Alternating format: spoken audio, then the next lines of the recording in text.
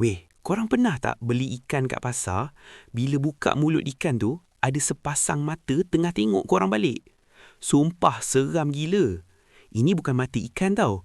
Ini adalah kutu pemakan lidah atau saintis panggil Symotoa exigua. Kutu ni, dia jahat nak mampus. Mula-mula, dia masuk ikut insang ikan secara senyap-senyap. Lepas tu, dia merayap naik ke mulut dan cengkam lidah ikan tu kuat-kuat.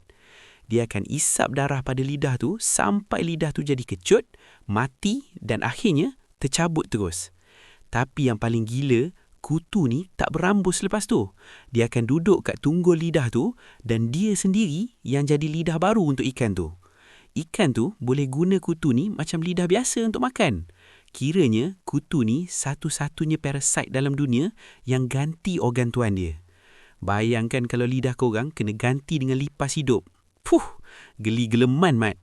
So, lepas ni, cek dulu mulut ikan sebelum masak ya. Mana tahu ada member ni tengah senyum kat korang. Jangan lupa like, share dan komen ya.